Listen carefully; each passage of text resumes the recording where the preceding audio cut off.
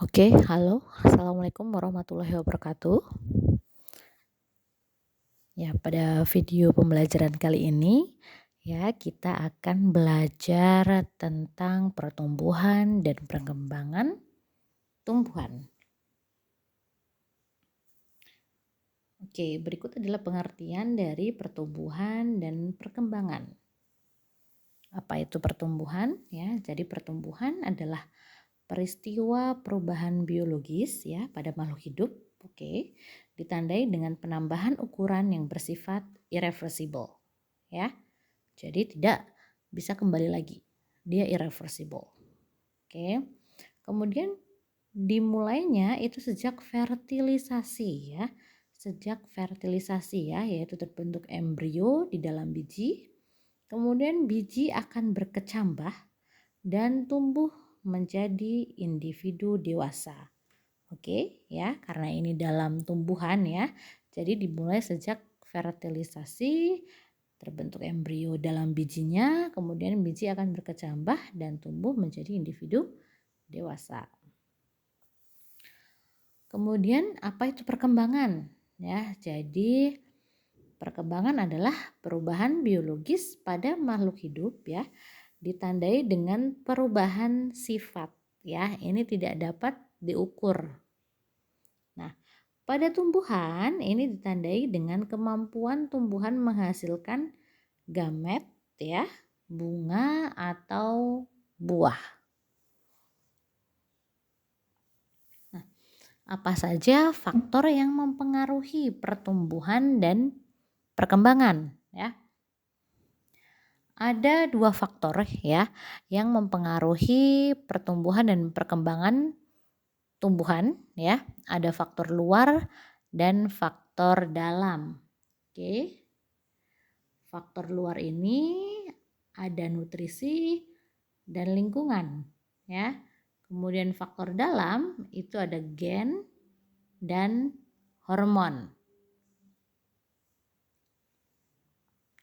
Oke, kita masuk ke faktor luar dulu ya. Tadi ada nutrisi dan lingkungan ya.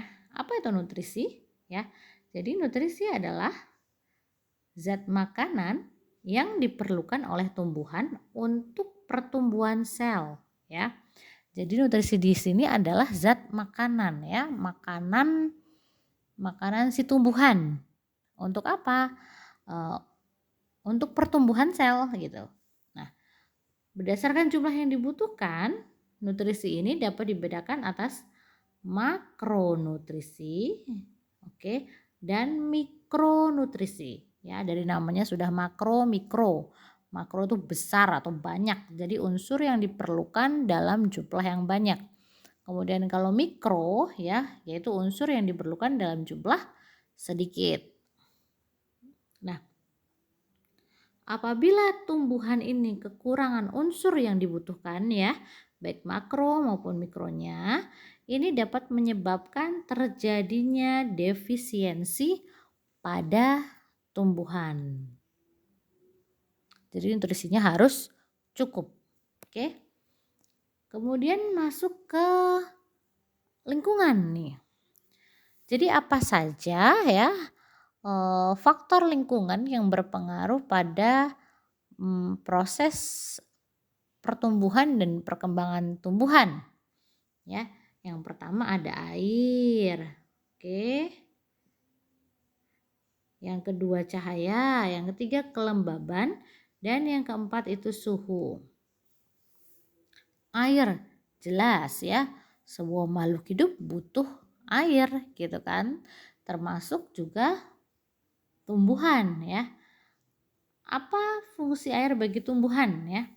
Jadi fungsi air bagi tumbuhan ini adalah sebagai pembentuk karbohidrat ya dalam proses fotosintesis. Oke, kemudian yang kedua sebagai pelarut garam mineral di tanah. Kemudian yang ketiga sebagai pelarut senyawa-senyawa dalam sel.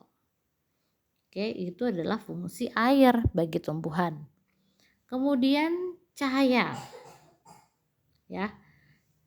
Jadi cahaya ini merupakan sumber energi ya. Bagi tumbuhan dia merupakan sumber energi dan mempengaruhi kerja hormon auksin ya. Nanti kita akan berbicara tentang hormon terkait faktor dalamnya.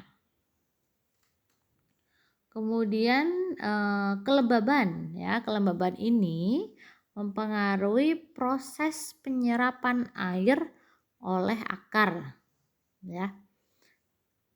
Kelembaban udara tinggi ya, maka penguapannya rendah. Maka kecepatan transportasinya lambat ya. Sebaliknya, apabila kelembaban udara rendah ya, maka penguapannya akan tinggi sehingga kecepatan transport air tinggi. Oke. Jadi kelembaban itu mempengaruhi proses transportasi ya di dalam tumbuhan ya. Kalau kelembabannya udara tinggi, penguapannya rendah.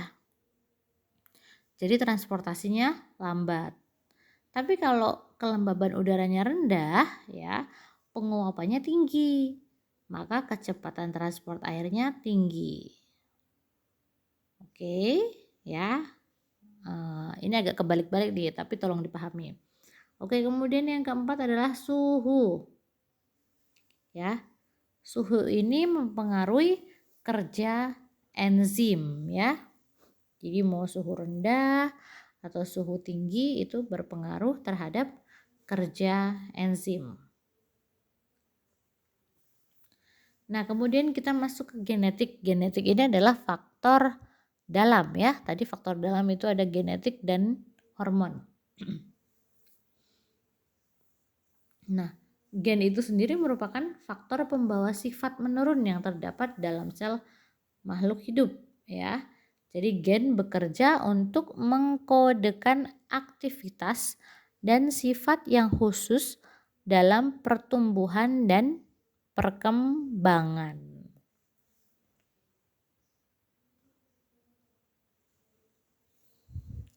Jadi tadi ya untuk gen itu dia memberikan sifat khusus dalam pertumbuhan dan perkembangan. Nah, kalau hormon sendiri ya, dalam tumbuhan itu ada 5 hormon ya yang berpengaruh. Yang pertama ada hormon auksin. Hormon auksin ini terdapat di ujung akar dan batang ya. Dia berperan dalam pertumbuhan akar dan batang ke arah memanjang ya. Kemudian menghambat pertumbuhan tunas lateral atau tunas samping ya. Tidak aktif bila terkena cahaya. Oke, kemudian ada hormon giberelin ya namanya. Yang pertama dia merangsang pembentukan tunas ya. Kemudian merangsang proses perkecambahan ya, merangsang pertumbuhan buah secara partenogenesis dan merangsang proses pembelahan sel.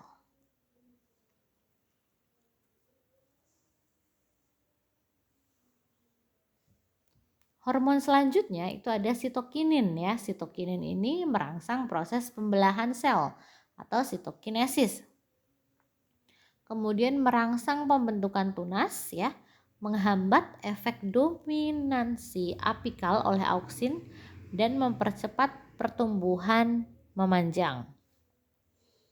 Ya, kemudian ada gas etilen, ini dihasilkan oleh buah yang matang ya, berperan dalam proses pematangan buah pada saat diperam dan kombinasi dengan auksin ya atau giberelin dapat mempengaruhi proses pembentukan bunga. Kemudian selanjutnya ada asam absisat ya. Hormon ini menghambat pembelahan dan perpanjangan sel ya. Jadi mempengaruhi proses dormansi dan merangsang penutupan mulut daun atau stomata di musim kering. Kemudian merangsang peluruhan daun. Nah, kalau tadi ada faktor pertumbuhan dan perkembangan, nah ini kita masuk ke tahap pertumbuhan. Ya. Oke, ini nggak tahu kenapa tiba-tiba seperti ini, tapi harusnya dia nggak hilang ya. Jadi ini adalah yang pertama ya, tahapan yang pertama adalah perkembangan bakal biji dan bakal buah ya.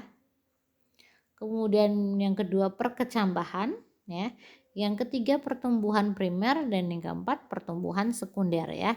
Itu adalah tahap-tahap dari eh, perkembangan dan pertumbuhan ya, jadi dari bakal biji dan bakal buah, kemudian perkecambahan, terus kemudian pertumbuhan primer dan pertumbuhan sekunder.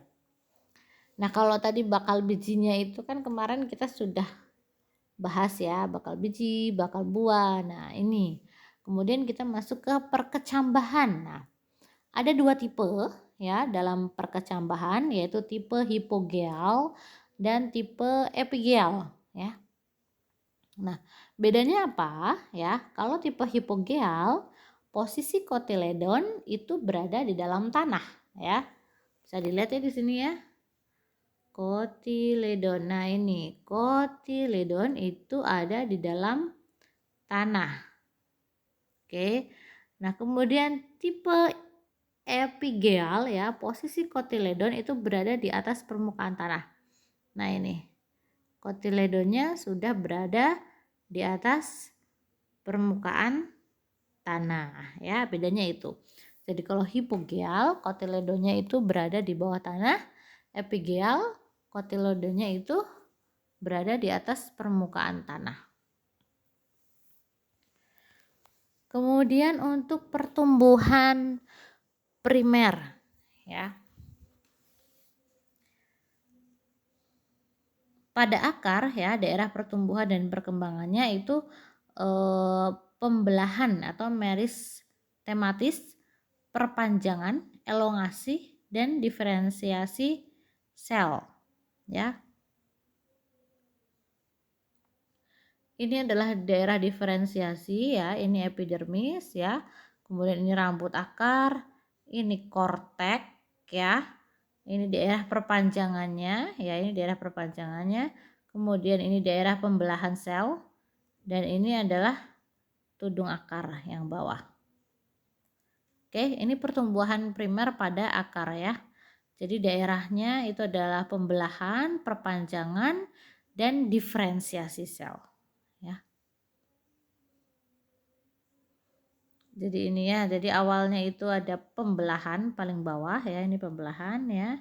Kemudian dia mengalami perpanjangan, kemudian ini di daerah diferensiasi. Nah, kemudian kalau pada batang ya, ini jaringan meristem batang ya.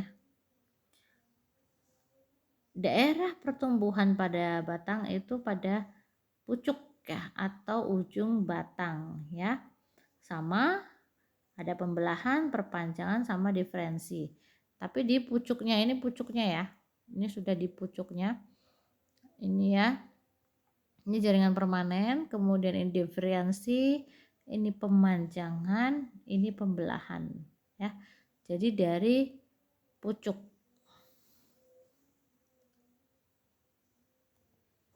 Nah, kemudian untuk pertumbuhan sekunder ya, pertumbuhan sekunder ini disebabkan aktivitas jaringan kambium yang bersifat meristematis ya.